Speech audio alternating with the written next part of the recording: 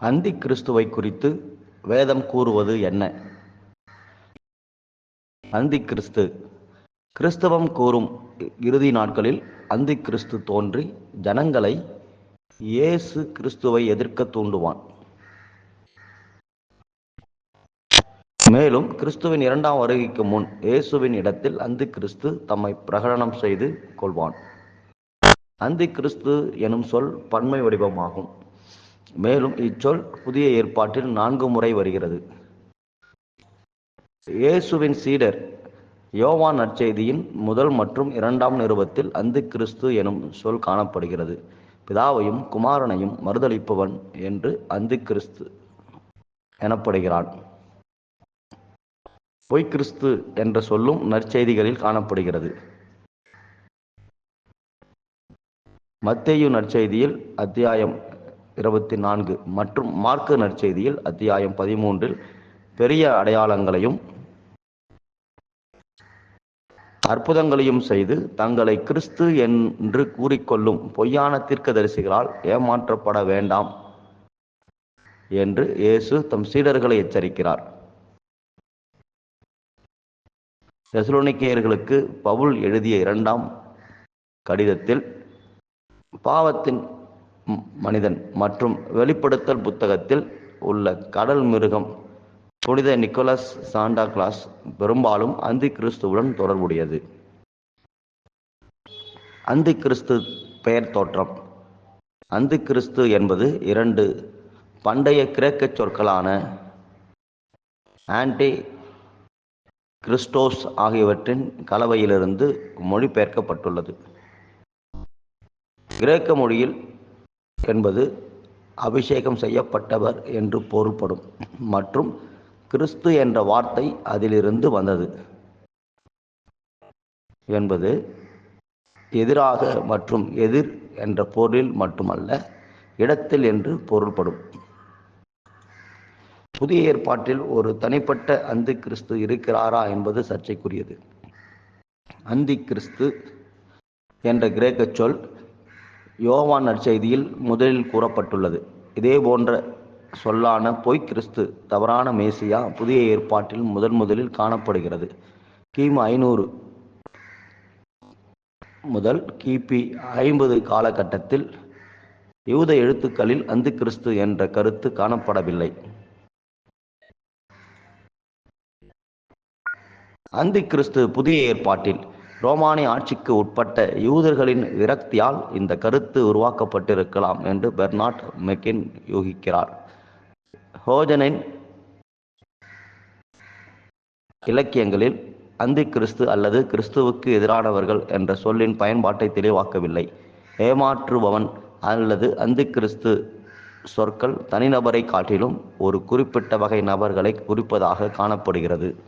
அந்தி கிறிஸ்து புதிய ஏற்பாட்டில் அந்தி கிறிஸ்து என்ற வார்த்தை யோவான் நற்செய்திகளில் மட்டுமே பயன்படுத்தப்பட்டாலும் இதே சொல்லான பொய் கிறிஸ்து கிரேக்க சூடோ கிறிஸ்டோஸ் அதாவது தவறான மேசியா இயேசுவின் நற்செய்தியில் உள்ளது. ஏனென்றால் பொய்யான மேசியாக்களும் கள்ள தீர்க்கதரிசிகளும் தோன்றி பெரிய அடையாளங்களையும் சகுனங்களையும் தோற்றுவிப்பார்கள். முடிந்தால் கூட தெரிந்து கொள்ளப்பட்டவர்களையும் வழித்தவர செய்வார்கள். இப்பொழுதும் அந்தி கிறிஸ்துகள் இருக்கிறார்கள். பிள்ளைகளே, இது கடைசி காலமாயிருக்கிறது. அந்தி கிறிஸ்து வருகிறார் என்று நீங்கள் கேள்விப்பட்டபடி இப்பொழுதும் அநேக அந்தி கிறிஸ்துக்கள் இருக்கிறார்கள். அதனாலே இது கடைசி காலம் என்று அறிகிறோம். 1 யோவான் 2:18. யார் அந்தி கிறிஸ்து? இயேசுவை கிறிஸ்து அல்ல என்று மறுதலிக்கிறவனே அல்லாமல் வேறே யார் பொய்யன்? பிதாவையும் குமாரனையும் மறுதலிக்கிறவனே அந்தி கிறிஸ்து. குமாரனை மறுதலிக்கிறவன் பிதாவை உடையவன் அல்ல. குமாரனை அறிக்கையிடுகிறவன் பிதாவையும் உடையவனாயிருக்கிறான். 1 யோவான் 2:22-23. அந்தி கிறிஸ்துவை எப்படி அறியலாம்? தேவ ஆவியை நீங்கள் எதனாலே அறியலாம் என்றால், மாம்சத்தில் வந்த இயேசு கிறிஸ்துவை அறிக்கை பண்ணுகிற எந்த ஆவியும் தேவனால் உண்டாயிருக்கிறது. மாம்சத்தில் வந்த இயேசு கிறிஸ்துவை அறிக்கை பண்ணாத எந்த ஆவியும் தேவனால் உண்டானதல்ல. வருமென்று நீங்கள் கேள்விப்பட்ட அந்தி கிறிஸ்துவினுடைய ஆவி அதுவே. அது இப்பொழுதும் உலகத்தில் இருக்கிறது. 1 யோவான் 4:2-3. மாம்சத்தில் வந்த இயேசு கிறிஸ்துவை அறிக்கை பண்ணாத அநேக வஞ்சகர் உலகத்திலே தோன்றியிருக்கிறார்கள். அப்படிப்பட்டவனே வஞ்சகனும் அந்தி கிறிஸ்துமாயிருக்கிறான். 2 யோவான் 1:7. மோசம் போக்காதபடிக்கு எச்சரிக்கையாயிருங்கள். அன்றியும் சகோதரரே, நம்முடைய கர்த்தராகிய இயேசு கிறிஸ்துவின் வருகையும் நாம் அவரிடத்தில் சேர்க்கப்படுவதையும் குறித்து நாங்கள் உங்களை வேண்டிக் கொள்கிறது என்னவென்றால், ஒரு ஆவியினாலாவது வார்த்தையினாலாவது எங்களிடத்திலிருந்து வந்ததாய் தோன்றுகிற ஒரு நிருபத்தினாலாவது கிறிஸ்துவனுடைய நாள் சமயமாயிருக்கிறதாக சொல்லப்பட்டால் உடனே சஞ்சலப்படாமலும் கலங்காமலும் இருங்கள். எவ்விதத்தினாலும் ஒருவனும் உங்களை மோசம் போக்காதபடிக்கு எச்சரிக்கையாயிருங்கள். ஏனெனில் விசுவாச துரோகம் முந்தி நேரிட்டு கேட்டின் மகனாகிய பாவ மனுஷன் வெளிப்பட்டாலொழிய அந்த நாள் வராது. அந்தி கிறிஸ்துவின் தன்மை. அவன் எதிர்த்து நிற்கிறவனாயும் தேவன் எண்ணப்படுவது எதுவோ ஆராதிக்கப்படுவது எதுவோ அவை எல்லாவற்றுக்கும் மேலாக தன்னை உயர்த்துகிறவனாயும் தேவனுடைய ஆலயத்தில் தேவன் போல உட்கார்ந்து தன்னைத்தான் தேவன் என்று காண்பிக்கிறவனாயும் இருப்பான். அந்தி கிறிஸ்துவை தடை செய்கிறது எது? அவன் தன் காலத்திலே வெளிப்படும்படிக்கு இப்பொழுதும் அவனை தடை செய்கிறது என்னதென்றும் அறிந்திருக்கிறீர்களே. அக்கிரமத்தின் ரகசியம் இப்பொழுதே கிரியை செய்கிறது. ஆனாலும் தடை செய்கிறவன் நடுவிலிருந்து நீக்கப்படும் முன்னே அது வெளிப்படாது. நீக்கப்படும் போது அந்த அக்கிரமக்காரன் வெளிப்படுவான். அந்தி கிறிஸ்து வருகை எப்படி இருக்கும்? அந்த அக்கிரமக்காரனுடைய வருகை சாத்தானுடைய செயலின்படி சகல வல்லமையோடும் அடையாளங்களோடும் பொய்யான அற்புதங்களோடும் கெட்டு போகிறவர்களுக்குள்ளே அநீதியினால் உண்டாகும் சகலவித வஞ்சகத்தோடும் இருக்கும். ரட்சிக்கப்படத்தக்கதாய் சத்தியத்தின் மேலுள்ள அன்பை அவர்கள் அங்கீகரியாமற் போனபடியால் அப்படி நடக்கும். வஞ்சனை யார் மேல் வரும்? ஆகையால் சத்தியத்தை விசுவாசியாமல் அநீதியில் பிரியப்படுகிற யாவரும் ஆக்கினைக்குள்ளாக்கப்படும்படிக்கு அவர்கள் பொய்யை விசுவாசிக்கத்தக்கதாக கொடிய வஞ்சகத்தை தேவன் அவர்களுக்கு அனுப்புவார். 2 தெசலோனிக்கேயர் 2:1-12. அந்தி கிறிஸ்து என்ற வார்த்தை யோவான் நற்செய்திகளில் மட்டுமே பயன்படுத்தப்பட்டாலும் இதே சொல்லான பொய் கிறிஸ்து கிரேக்க சூடோ கிறிஸ்டோஸ், அதாவது தவறான மேசியா, இயேசுவின் நற்செய்திகளில் உள்ளது. ஏனென்றால் பொய்யான மேசியாக்களும் கள்ள தீர்க்கதரிசிகளும் தோன்றி பெரிய அடையாளங்களையும் சகுனங்களையும் தோற்றுவிப்பார்கள். தெரிந்தவர்களையும் கூட வழிதவர செய்வார்கள். உலகத்தில் அநேக அந்தி கிறிஸ்துகள். மாம்சத்தில் வந்த இயேசு கிறிஸ்துவை அறிக்கை பண்ணாத அநேக வஞ்சகர் உலகத்திலே தோன்றியிருக்கிறார்கள். இப்படிப்பட்டவனே வஞ்சகனும் அந்தி கிறிஸ்துமாயிருக்கிறான். 2 யோவான் 1:7. கள்ள கிறிஸ்துகள் தோன்றி வஞ்சிப்பார்கள். ஏனெனில் அநேகர் வந்து என் நாமத்தை தரித்து கொண்டு நானே கிறிஸ்து என்று சொல்லி அநேகரை வஞ்சிப்பார்கள். அப்பொழுது இதோ கிறிஸ்து இங்கே இருக்கிறார், அதோ அங்கே இருக்கிறார் என்று எவனாகிலும் சொன்னால் நம்பாதேயுங்கள். ஏனெனில் கள்ள கிறிஸ்துக்களும் கள்ள தீர்க்கதரிசிகளும் எழும்பி கூடுமானால் தெரிந்து கொள்ளப்பட்டவர்களையும் வஞ்சிக்கத்தக்கதாக பெரிய அடையாளங்களையும் அற்புதங்களையும் செய்வார்கள். இதோ முன்னதாக உங்களுக்கு அறிவித்திருக்கிறேன். ஆகையால் அதோ வனாந்தரத்தில் இருக்கிறார் என்று சொல்வார்களானால் புறப்படாதிருங்கள். இதோ அறை வீட்டுக்குள் இருக்கிறார் என்று சொல்வார்களானால் நம்பாதிருங்கள். மத்தேயு 24:5, 23-26. தேவாலயத்தில் பாழாக்குகிற அருவருப்பு. மேலும் பாழாக்குகிற அருவருப்பை அந்தி கிறிஸ்து சிலை குறித்து தானியேல் தீர்க்கதரிசி சொல்லி இருக்கிறானே. வாசிக்கிறவன் சிந்திக்க கடவன். நீங்கள் அதை பரிசுத்த ஸ்தலத்தில் நிற்க காணும்போது யூதேயாவில் இருக்கிறவர்கள் மலைகளுக்கு ஓடிப்போக கடவர்கள். மத்தேயு 24:15-16. அன்றாட பலியை நீக்குவான், சத்தியத்தை தள்ளுவான். அவைகளில் ஒன்றிலிருந்து சின்னதான ஒரு கொம்பு புறப்பட்டு தெற்குக்கும் கிழக்குக்கும் எதிராகவும் சிங்காரமான தேசத்துக்கு நேராகவும் மிகவும் பெரியதாயிற்று. அது வானத்தின் சேனை பரியந்தம் வளர்ந்தது. அதன் சேனையாகிய நட்சத்திரங்களில் சிலவற்றை பூமியிலே விழப்பண்ணி அவைகளை மிதித்தது. அது சேனையினுடைய அதிபதி பரியந்தமும் தன்னை உயர்த்தி அவரிடத்திலிருந்து அன்றாட பலியை நீக்கிற்று. அவருடைய பரிசுத்த ஸ்தானம் தள்ளுண்டது. பாதகத்தின் நிமித்தம் அன்றாட பலியோடும் கூட சேனையும் அதற்கு ஒப்பு கொடுக்கப்பட்டது. அது சத்தியத்தை தரையிலே தள்ளிற்று. அது கிரியை செய்து அனுகூலம் அடைந்தது. தானியேல் 8 வசனம். பரிசுத்த ஜனங்களையும் அழிப்பான். அவர்களுடைய ராஜ்ய பாரத்தின் கடைசி காலத்திலோ வென்றால், பாதகருடைய பாதகம் நிறைவேறும் போது மூர்க்க முகமும் சூதான பேச்சும் உள்ள சாமர்த்தியமான ஒரு ராஜா எழும்புவான். அவனுடைய வல்லமை பெருகும். ஆனாலும் அவனுடைய சுய பலத்தினால் அல்ல. அவன் அதிசயமான விதமாக அழிமுண்டாக்கி அனுகூலம் பெற்று கிரியை செய்து பலவான்களை பரிசுத்த ஜனங்களையும் அழிப்பான். அவன் தன் உபாயத்தினால் வஞ்சகத்தை கைகூடி வர பண்ணி தன் இருதயத்தில் பெருமை கொண்டு நிர்விசாரத்தோடிருக்கிற அநேகரை அழித்து. தானியேல் 8 வசனம். தேவாதி தேவனுக்கு விரோதமாக அந்தி கிறிஸ்து அதிபதிகளுக்கு அதிபதியாயிருக்கிறவருக்கு விரோதமாய் எழும்புவான். ஆனாலும் அவன் கையினால் அல்ல, வேறு விதமாய் முறித்து போடப்படுவான். தானியேல் 8 வசனம். ராஜா தனக்கு இஷ்டமானபடி செய்து தன்னை உயர்த்தி எந்த தேவனிலும் தன்னை பெரியவனாக்கி தேவாதி தேவனுக்கு விரோதமாக ஆச்சரியமான காரியங்களை பேசுவான். கோபம் தீரு மட்டும் அவனுக்கு கைகூடி வரும். நிர்ணயிக்கப்பட்டது நடந்தேறும். தானியேல் 11 வசனம். தேவனையும் ஸ்திரீகளின் சிநேகத்தையும் மதியாதவன். அவன் தன் பிதாக்களின் தேவர்களை மதியாமலும் ஸ்திரீகளின் சிநேகத்தையும் எந்த தேவனையும் மதியாமலும் எல்லாவற்றுக்கும் தன்னை பெரியவனாக்கி. தானியேல் 11 வசனம். அந்நிய தேவனை கனம் பண்ணுவான். அரண்களின் தேவனை தன் ஸ்தானத்திலே கனம் பண்ணி தன் பிதாக்கள் அறியாத ஒரு தேவனை பொன்னினாலும் வெள்ளியினாலும் இரத்தனங்களினாலும் உச்சிதமான வஸ்துக்களினாலும் கனம் பண்ணுவான். தானியேல் 11 வசனம். தேசத்தை கிரயத்துக்காக பங்கிடுவான். அவன் அரணிப்பான கோட்டைகளுக்காகவும் அந்நிய தேவனுக்காகவும் செய்வது என்னவென்றால், அவைகளை மதிக்கிறவர்களுக்கு மகா கனம் உண்டாக்கி அவர்கள் அநேகரை ஆளும்படி செய்து அவர்களுக்கு தேசத்தை கிரயத்துக்காக பங்கிடுவான். தானியேல் 11 வசனம். அந்தி கிறிஸ்து எகிப்து ரஷ்யா தேசங்களோடு யுத்தம். முடிவு காலத்திலோ வென்றால் தென்திசை ராஜா அவனோடு முட்டுக்கு நிற்பான். வடதிசை ராஜாவும் இரதங்களோடும் குதிரை வீரர்களோடும் அநேகம் கப்பல்களோடும் சூறைக்காற்றைப் போல் அவனுக்கு விரோதமாய் வருவான். அவன் தேசங்களுக்குள் பிரவேசித்து அவைகளை பிரபாகித்து கடந்து போவான். தானியேல் 11 வசனம். அந்தி கிறிஸ்து இஸ்ரவேலை கைப்பற்றுவான். அவன் சிங்காரமான தேசத்திலும் வருவான். அப்பொழுது அநேக தேசங்கள் கவிழ்க்கப்படும்.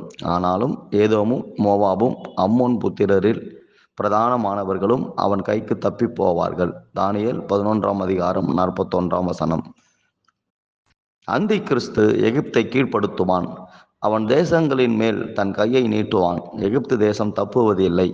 எகிப்தினுடைய பொன்னும் வெள்ளியுமான ஐஸ்வர்யங்களையும் உச்சிதமான எல்லா வஸ்துக்களையும் ஆண்டு கொள்ளுவான்.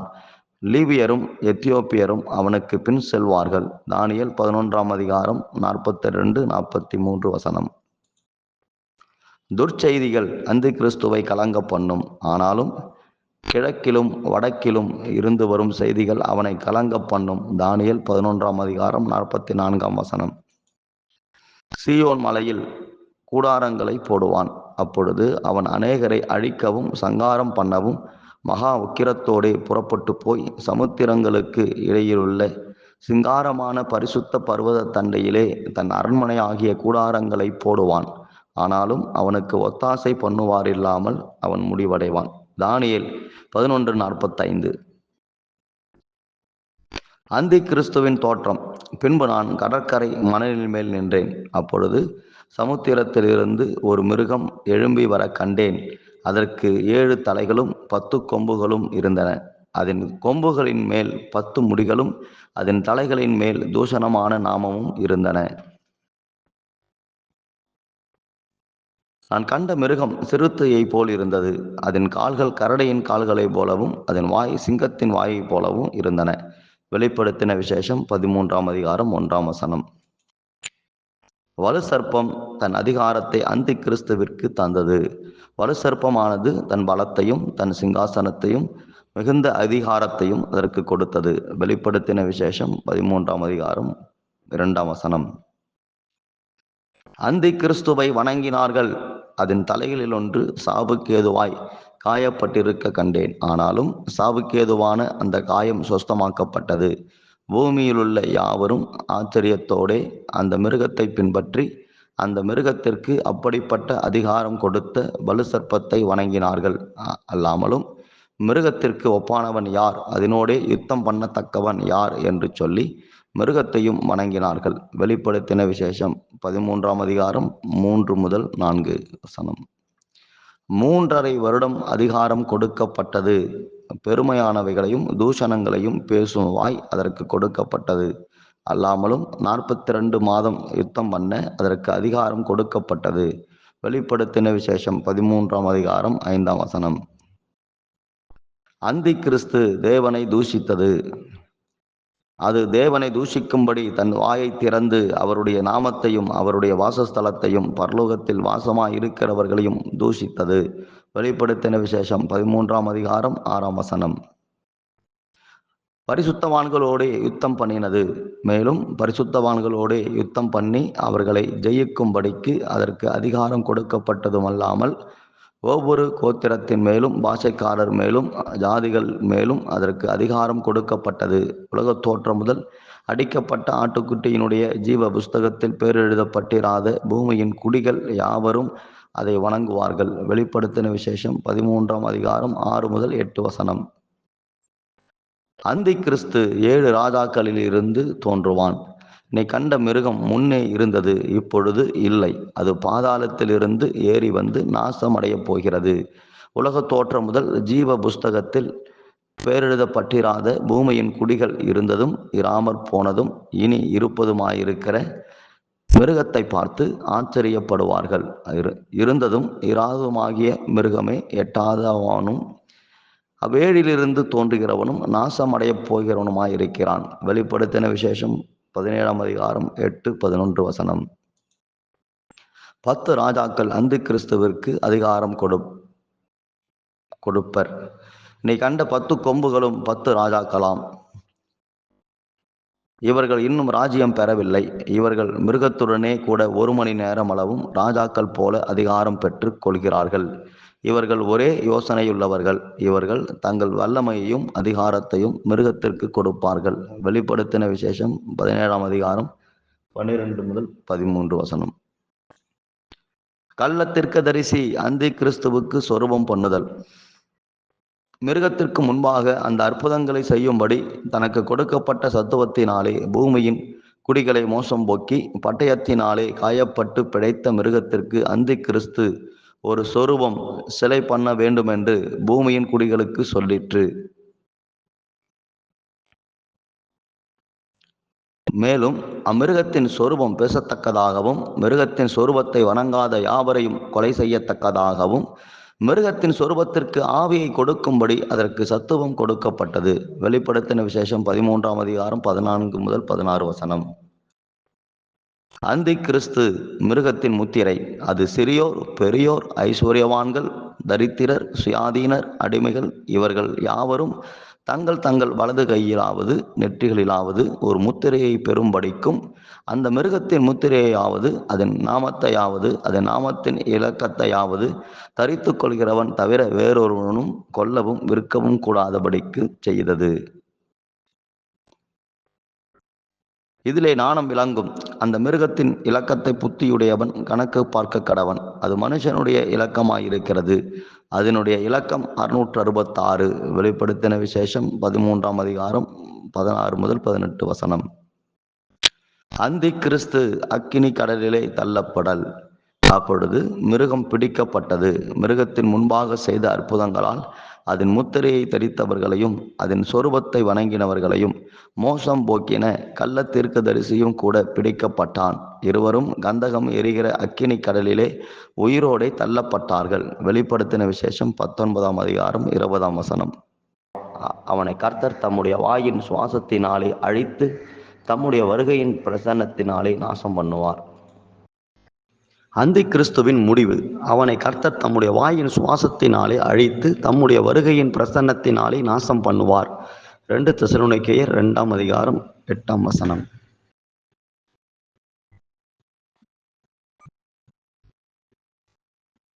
நாம் ஜெபிப்போம். பிதாவாகிய தேவனே, இந்த உலகத்தின் முடிவு நாட்களிலே நடக்கப் போகிறதான காரியங்களை ஆண்டவர் வெளிப்படுத்தி கொடுத்த தயவுக்காக, வேத புத்தகத்தில் அவைகளை எங்களுக்கு எழுதி கொடுத்த தயவுக்காக நன்றி அப்பா. தேவன் தம்முடைய குமாரனை இயேசுவை நீர் எப்படி பூமிக்கு அனுப்பி கொடுத்தீரோ அதே போல சாத்தான் தன்னுடைய ஸ்தானத்திலே அந்தி கிறிஸ்துவை பூமிக்கு அனுப்பி இந்த பூமியில 7 வருட காலங்கள் ஆட்சி செய்ய போவதை, முழு உலகத்தையும் அந்தி கிறிஸ்துவின் ஆட்சி கீழாக நடக்கப் போவதே நாங்கள் வேத புத்தகத்தில் பார்க்கிறோம். தேவன் தன் குமாரனை 3 வருட காலங்கள் ஊழியம் செய்யும்படிக்கு பணித்தீரப்பா. 30 வருட காலங்கள் சாதாரண மனிதனாய் இயேசு இருந்தார். அடுத்த 3 வருட காலங்கள் இயேசுவானவர் இந்த பூமியிலே தேவராஜ்ய பணியை அவர் செய்தார் என்று பார்க்கிறோம். அதே போலவே அதற்கு ஒத்தே சாத்தானும் அந்தி கிறிஸ்துவை 7 வருட காலங்கள் இந்த பூமியிலே சபை எடுத்துக்கொள்ளப்பட்ட பிறகு இந்த பூமி முழுவதையும் அந்தி கிறிஸ்துவின் ஆளுகையின் கீழாக அவனுடைய 666 என்கிற முத்திரையை அவர்களை போட வைத்து மிகுந்த உபத்திரவத்திற்குள்ளாக உலகம் முழுவதையும் யூதர்களையும் அவன் கொடுமைப்படுத்த போகிறதை நாங்கள் வேத புத்தகத்தில் பார்க்கிறோம் அப்பா. இந்த அந்தி கிறிஸ்துவை குறித்த அநேக காரியங்களை ஆண்டவரே, அவனுடைய தோற்றம் என்ன, அவனுடைய செயல் என்ன, அவனுடைய வஞ்சக திட்டம் என்ன, அவன் எப்படிப்பட்ட விதமாய் அவன் செயல்படுவான் என்றெல்லாம் தேவன் அப்பான்னு எழுதி கொடுத்த அன்புக்காக நன்றி. அவைகளை எல்லாம் தொகுக்கும்படி, அவைகளை எல்லாம் ஆண்டவரே வீடியோவாக பதிவு செய்யும்படி பாராட்டின தயவுக்காக நன்றி. இந்த சத்தியங்கள் உலகமெங்கிலுமாய் சென்று சேரட்டும். இப்படிப்பட்ட ஒரு கொடூர ஆட்சிக்காரன் உலகத்திலே எழும்புவான். அந்தி கிறிஸ்து எழும்புவான். அந்தி கிறிஸ்துவின் ஆவியை உடையவர்கள் இந்த நாட்களிலே அவர்கள் செயல்பட்டாலும் அந்தி கிறிஸ்துவே இந்த உலகத்தில் 7 வருட காலங்கள் ஆட்சி செய்வான் என்பதை வெளிப்படுத்தி தந்த அன்பிற்காக நன்றி அப்பா. அந்தி கிறிஸ்துவின் நாட்களில் மிகுந்த உபத்திரவம் உண்டாகுமே, அந்த உபத்திரவத்திற்கு தப்பும்படி இப்பொழுதே ஆண்டவர் இயேசு கிறிஸ்துவை மெய்யான மெய்யான இரட்சகராக அவரை ஏற்றுக்கொள்ள, தேவனுடைய குமாரனாய் அவரை அங்கீகரிக்க, தேவனாகிய கர்த்தர் ஒவ்வொரு ஜனங்களுக்கும் புரஜாதிகளுக்கும் பேர் கிறிஸ்தவர்களுக்கும் நீர் அப்பா விசுவாசத்தை கொடுக்கும்படிக்கு நாங்கள் கேட்கிறோம். ஆண்டவரை, நித்திய ஜீவனை தருகிறீர் என்று வாக்கு பண்ணி இருக்கிறீர். அந்த ஜீவன் குமாரனுக்குள் இருக்கிறது. குமாரனை உடையவர்கள் ஜீவனை உடையவர்கள் என்று வேதம் சொல்கிறது அப்பா. குமாரனை உடையவங்க இயேசுவை உடையவர்களாய் வாழ்கிறவர்களுக்கு நித்திய ஜீவனை நீர் ஈவாக நீர் அருளுகிறீர் என்பதை நாங்கள் அறிந்திருக்கிறோம் அப்பா. சர்வ வல்லமையுள்ள தேவனே, உடைய குமாரனிடத்தில் அப்பான விசுவாசம் உள்ளவர்களாக இருக்க தேவன் ஒவ்வொரு மக்களுக்கும் நீ உதவி செய்யுங்க. இதுவரைக்கும் தேவகுமாரனை குறித்து அறிந்தவர்களும் கூட ஆண்டவரே நிலைத்திருந்து நீ நிலைத்திருந்தால் பிழைப்பீர்கள் என்று சொல்லப்பட்ட வார்த்தையின்படி குமாரனுக்குள் நிலைத்திருந்து பிழைக்க, நித்திய ஜீவனை சுதந்தரிக்க, பரலோக பாக்கியத்தை பெற்றுக்கொள்ள தேவன் அனுக்கிரகம் செய்யும்படிக்கு நாங்கள் கேட்கிறோம். ஆண்டவரே, பிசாசின வஞ்சக தந்திரங்கள் தெரிந்து கொள்ளப்பட்டவர்களையும் கூட வஞ்சிக்கிறதான ஒரு கொடிய வஞ்சகத்தை, விசுவாச துரோகத்தை முந்தியவன் செய்வான் என்று அறிந்திருக்கிறோம். அந்த விசுவாச துரோகத்தை ஆண்டவரே ஜனங்கள் தப்ப தேவன் அனுக்கிரகம் பண்ணுங்க. இந்த விசுவாச துரோகத்திற்கு தப்ப தேவன் அப்பா அனுக்கிரகம் பண்ணுங்க. இந்த விசுவாச துரோகத்திலே ஆண்டவரே சபை மாட்டிக்கொள்ளாதபடி இப்பொழுதே ஆண்டவரே இந்த கிருபையின் நாட்களிலேயே கர்த்தரை ஏற்றுக்கொண்டு கர்த்தருடைய வழியிலே நடந்து நித்திய ஜீவனை அடைய தேவனே கர்த்தருடைய வருகையில் எடுத்து கொள்ளப்பட தேவனாகிய கர்த்தர் அனுக்கிரகம் பண்ணும்படிக்கு நாங்கள் ஜெபிக்கிறோம் அப்பா. அந்தி கிறிஸ்துவின் ஆவி உலகம் எங்கிலுமாய் இப்பொழுது செயல்பட்டு கொண்டிருக்கிறது. இந்த ஆவியை மேற்கொண்டு அவனுடைய தந்திரங்களை அறிந்து அவன் செயல்பாடுகளை அறிந்து அவைகளை மேற்கொள்ள தேவாவியான சபைக்கு தேவன் ஞானத்தை கொடுக்கும்படி, விசுவாசிகளுக்கும் ஊழியர்களுக்கும் தேவனை ஞானத்தை தரும்படி அந்த அந்தி கிறிஸ்துவின் ஆவியை மேற்கொண்டு வாழ தேவன் அனுக்கிரகம் பண்ணும்படிக்கு நாங்கள் ஜெபிக்கிறோம் அப்பா. அப்படி செய்கிற அன்பிற்காக நாங்கள் ஸ்தோத்தரிக்கிறோம். ஆண்டவரே ஸ்தோத்தரிக்கிறோம் அப்பா. ஆண்டவரே செய்கிற அன்புக்காக நாங்கள் ஸ்தோத்தரிக்கிறோம். இயேசு கிறிஸ்துவின் நாமத்தில் நன்றி சொல்லி கிறிஸ்துவின் நாமத்தில் நன்றி சொல்லி கிறிஸ்துவின் நாமத்தில் நன்றி சொல்லி கிறிஸ்துவின் நாமத்தில் நன்றி சொல்லி கிறிஸ்துவின் நாமத்தில் நன்றி சொல்லி கிறிஸ்துவின் நாமத்தில் நன்றி சொல்லி கிறிஸ்துவின் நாமத்தில் நன்றி சொல்லி கிறிஸ்துவின் நாமத்தில் நன்றி சொல்லி கிறிஸ்துவின் நாமத்தில் நன்றி சொல்லி கிறிஸ்துவின் நாமத்தில் நன்றி சொல்லி கிறிஸ்துவின் நாமத்தில் நன்றி சொல்லி கிறிஸ்துவின் நாமத்தில் நன்றி சொல்லி கிறிஸ்துவின் நாமத்தில் நன்றி சொல்லி கிறிஸ்துவின் நாமத்தில் நன்றி சொல்லி கிறிஸ்துவின் நாமத்தில் நன்றி சொல்லி கிறிஸ்துவின் நாமத்தில் நன்றி